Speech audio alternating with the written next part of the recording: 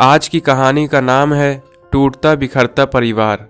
शिल्पा जब ब्याह कर ससुराल आई तो एक दिन सोहन ने उससे कहा, शिल्पा मैं तुमसे कुछ कहना चाहता हूँ, या यूँ समझ लो कि कुछ मांगना चाहता हूँ। हाँ बोलो ना, क्या बात है सोहन? शिल्पा मैं जानता हूँ तुम इतनी ज़्यादा पढ़ी लिखी हो और आजकल हर लड़की अपने पैरों पर खुद खड़ी होना चाहती है। हो सकता है तुम भी यही चाहती हो। सोहन तुम कहना क्या चाहते हो, मुझे खुलकर बताओ। शिल्पा यदि हो सके तो तुम नौकरी मत करना। माँ का पूरा जीवन ही बीत गया सबके लिए करते हुए। मैं चाहता हूँ कि उन्हें भी अपनी बहू के आने के बाद थोड़ा आराम मिले।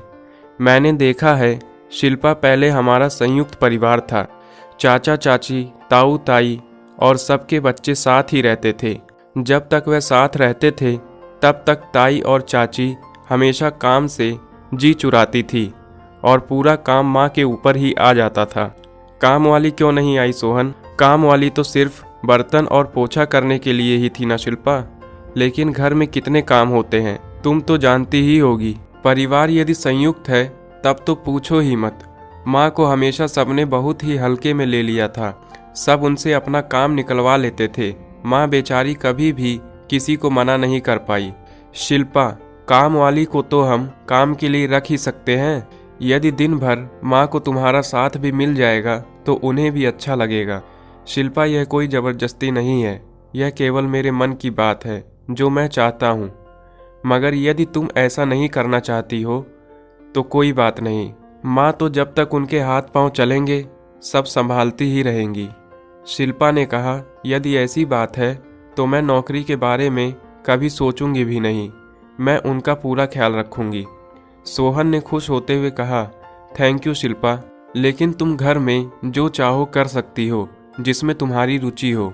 शिल्पा ने इसके बाद नौकरी के विषय में कभी सोचा ही नहीं। वह 11वीं तथा 12वीं के बच्चों की ट्यूशन लेने लगी। घर के कामकाज के बाद वह बच्चों को पढ़ाती थी और इसके अच्छे खासे पैसे भी मिल जाते थे। शिल्पा घर का ख्याल भी रख रही थी और कमा भी रही थी। वंदना और शिल्पा बड़े प्यार से मिलजुल कर काम करते थे। इसी बीच वंदना के छोटे बेटे मोहन का विवाह तय हो गया। मोहन को काफ़ी समय से अलका नाम की लड़की पसंद थी और दोनों शादी करना चाहते थे। जब वंदना को पता चला तो उन्होंने अजीत से कहा, अजीत को लव मैरिज से कोई आपत्ति नहीं हुई, बस लड़की ऐसी हो जो हमारे परिवार में निभ जाए। तुम्हारी तरह शिल्पा का हाल ना हो बस। ठीक है, चलो फिर करो तैयारियां। अलका और मोहन का विवाह हो गया। वंदना केवल इतना चाहती थी कि जैसे शिल्पा परिवार में घुल गई है वैसे ही अलका भी घुल जाए, लेकिन वैसा नहीं हुआ। छोटी बहू अलका शिल्पा से एकदम अलग थी। अलका ने पहले दिन से ही अपना रंग दिखाना शुरू कर दिया। वह बहुत कमज़ोर थी। रोज आराम से सो कर उठती, अपने कमरे से बाहर आती और डाइनिंग टेबल पर बैठ जाती। ऑफिस के लिए सोहन और मोहन के साथ अब अलका का भी टिफ़िन तैयार होने लगा। रात के भोजन के समय भी अलका मदद करने नहीं आती थी। अपने कमरे में जाकर आराम करने लगती। सभी यही सोचते कि अभी नई है, सब सीख जाएगी। यह सब देखकर वंदना के अंदर ज्वाला जल रही थी। वह महसूस कर रही थी कि शिल्पा अकेली ही पिसती जा रही है। वंदना घर की शांति भंग नहीं करना चाहती थी, लेकिन वह इस शांति के चक्कर में शिल्पा के साथ भेदभाव नहीं होने दे सकती थी। वंदना ने सोचा वह खुद अलका से बात करेगी। शिल्पा की तरफ जब भी वंदना देखती तो उसे उसके रूप में वह स्वयं ही दिखाई देती, कोल्हू के बैल की तरह जुटी हुई। एक दिन वंदना ने अलका को आवाज़ लगाते हुए कहा, अलका बेटा जरा मेरे कमरे में आओ। अलका पहुंची और बोली, हाँ माँ बोलो ना, ऐसी क्या बात है? देखो अलका, हमारे घर में हम सब एक संयुक्त परिवार में रहते हैं और यहाँ पर सभी का कर्तव्य है कि सब मिलजुल कर काम करें। किसी एक पर काम का बोझ डाल देना सही नहीं है। तुम्हें भी हाथ बटाना चाहिए। माँ हाथ तो बटा रही हूँ, मैं ऑफिस जाकर बाहर का काम संभाल लेती हूँ और शिल्पा जी घर का। नहीं बेटा, तुम नौकरी अपनी खुशी के लिए कर रही हो। शिल्पा भी तुम्हारी जितनी पढ़ी लिखी है, पर घर की जवाबदारियों के कारण उसने नौकरी नहीं की। तो माँ एक काम वाली और रख लेते हैं ना, पैसे मैं दे दूंगी। बात पैसे की नहीं है, सबने शुरू से घर का अपने हाथों से बना हुआ स्वादिष्ट भोजन ही खाया है। ठीक है माँ, मैं अपनी बातों का ध्यान रखूंगी। गुस्से में तिलमिलाती अलका अपने कमरे में चली गई। मोहन ने उससे कहा, क्या हुआ अलका, बड़े गुस्से में लग रही हो। अब तुम्हारे घर में मुझे ताने मिलने लगे हैं, मैं काम नहीं करती हूँ। अरे तो काम वाली रख लो ना। हाँ मैंने भी कहा था, माँ ने इनकार कर दिया। मैं बात करूँगा माँ से, तुम मूड ठीक रखो। हफ्ता यूं ही गुजर गया।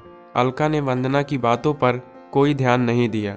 मोहन ने वंदना से कहा, माँ अलका कह रही थी कि माँ काम की वजह से उससे नाराज है। मोहन मैं नाराज नहीं थी, प्यार से समझा रही थी कि एक के कंधों पर पूरा काम नहीं होना चाहिए। माँ तो एक नहीं 2 काम वाली रख लो। मोहन तुम चिंता मत करो, मैं सब संभाल लूंगी। तब तुरंत ही शिल्पा उसके पास आई और कहा, अरे छोड़ो ना माँ, अलका अभी छोटी है।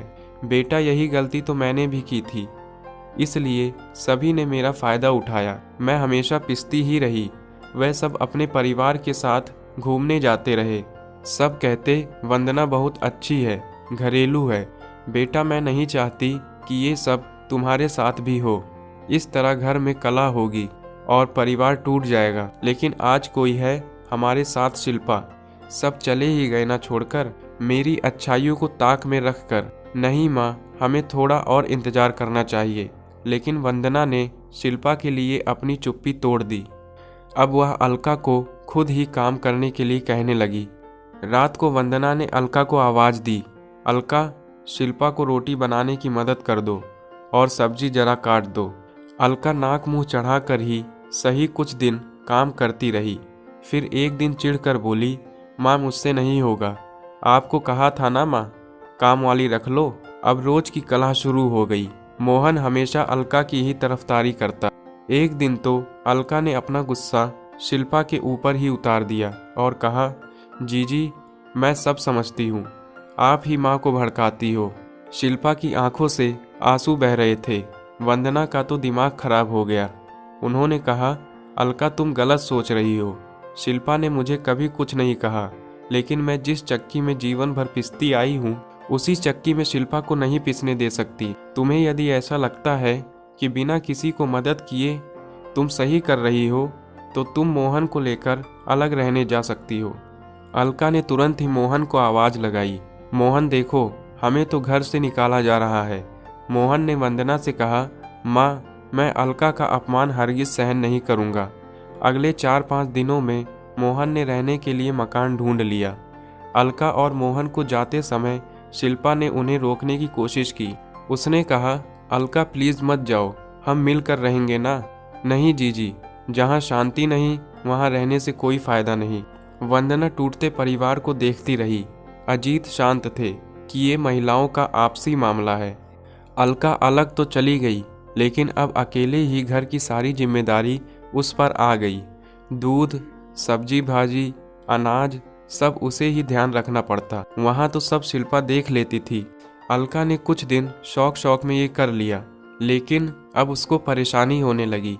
काम वाली बाई ढंग से काम नहीं करती, उस पर भी नज़र रखनी पड़ती थी।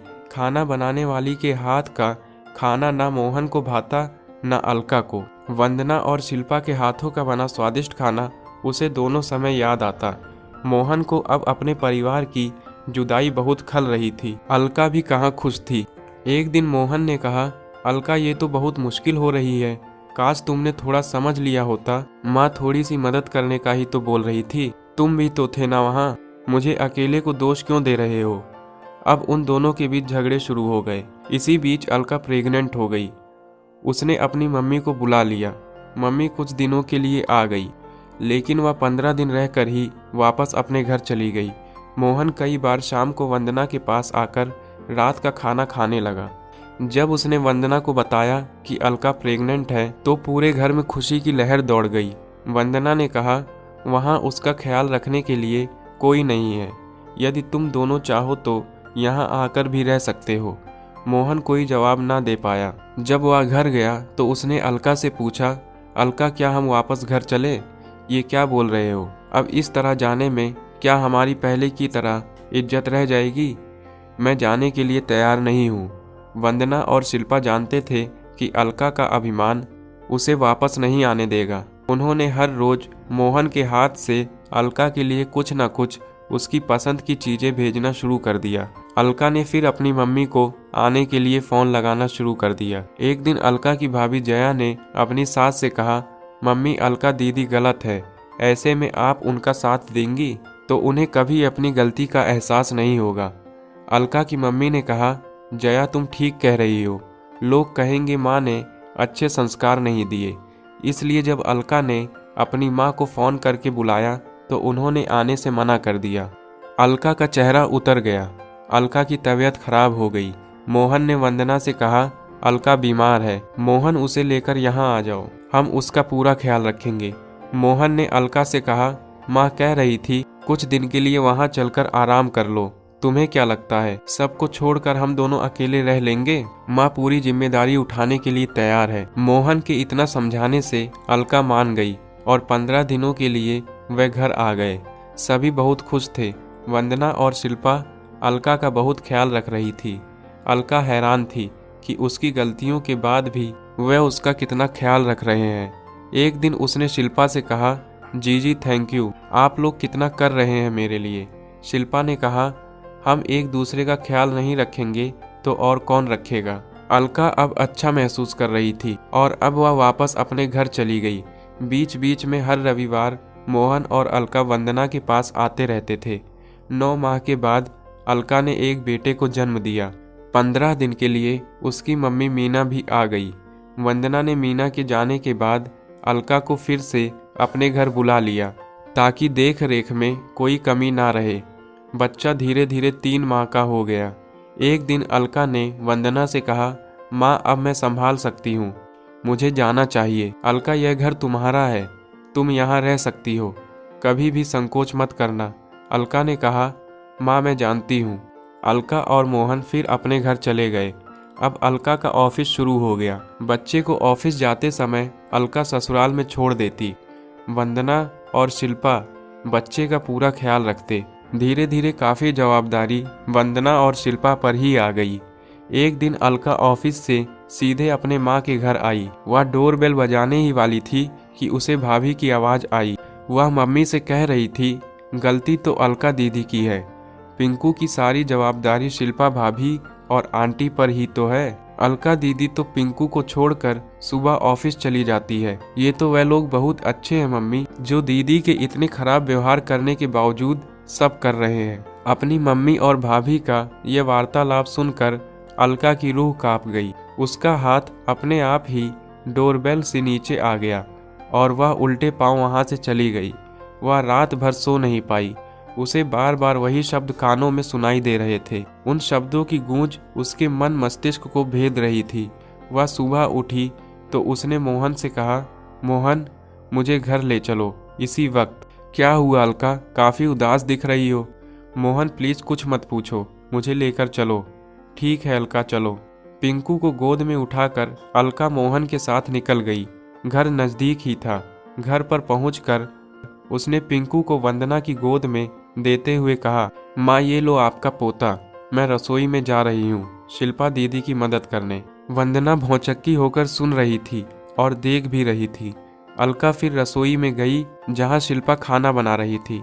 अलका ने कहा, जीजी हटो, आज से रोज मैं भी आपको गर्मा गर्म रोटी बनाकर खिलाऊंगी जैसी आप सबको खिलाती है, पर आखिर में खुद ठंडी ही खा लेती हैं। शिल्पा ने उसकी तरफ देखा तो अलका की आंखों में आंसू बह रहे थे, जिसमें उन आंसुओं के साथ उसका पूरा अभिमान बहता हुआ साफ दिखाई दे रहा था। आंखों में वह अपमान था जो इससे पहले कभी नहीं दिखाई दिया था। शिल्पा ने कहा, मेरी छोटी बहना पगली रो क्यों रही है, आज तो मेरी अलका बड़ी हो गई है, समझदार हो गई है। कहते हुए शिल्पा ने उसे सीने से लगा लिया। पिंकू को गोद में लिए वंदना रसोई के दरवाजे पर खड़ी यह दृश्य देख रही थी। तभी उसकी नज़र शिल्पा से मिली। तब शिल्पा ने कहा, देखो माँ, मैं ना कहती थी कि अभी अलका छोटी है, धीरे धीरे सब समझ जाएगी। आज हमारी अलका बड़ी हो गई माँ, और समझदार भी। अलका ने झुककर वंदना के पैर छुए और कहा, माँ मैं गलत थी। अब मुझे समझ में आ गया कि अकेले रहना कितना मुश्किल है। यदि परिवार का साथ हो तो हर चीज़ आसान लगने लगती है। माँ मुझे माफ़ कर दो, मैं स्वार्थी हो गई थी। मेरा मेरा करने में हमारा शब्द तो मैं भूल ही गई थी। आज यदि कोई पिंकू को मुझसे दूर कर दे तो यह सोचकर ही मेरी रूह कांप जाती है और मैं पागल मोहन को आपसे दूर करने चली थी। वंदना ने कहा, अलका काश तुम्हारी माँ की तरह यदि हर माँ अपनी बेटी को सही रास्ता दिखलाए तो फिर कोई अलका अपने मोहन को लेकर अलग नहीं जाए और कोई मोहन अपने माँ बाप से जुदा ना हो पाए। आज हमारे समाज के टूटते बिखरते परिवारों में हर माँ और हर बेटी यही थोड़ी समझदारी, थोड़ा धैर्य और थोड़ा एडजस्टमेंट करना सीख जाए तो फिर हमारे परिवार टूटेंगे नहीं बल्कि और मजबूत होंगे, जिनमें रहना स्वर्ग की अनुभूति करने से कम नहीं होगा। आज हमारा परिवार उसी सुख को महसूस कर रहा है। मैं सोच रही हूँ कि मैं कितनी भाग्यशाली हूँ बेटा।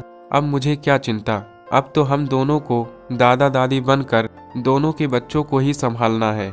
बाकी सब तो मेरी दोनों बेटियां ही संभाल लेंगी। अब मैं रसोई से रिटायर होकर दादी का फर्ज निभाऊंगी। अब तो एक ही नहीं, मुझे दो दो को संभालना होगा। अलका ने दंग होते हुए पूछा, माँ यह क्या कह रही है आप? हाँ अलका, अब तुम चाची बनने वाली हो, कल ही डॉक्टर ने बताया है।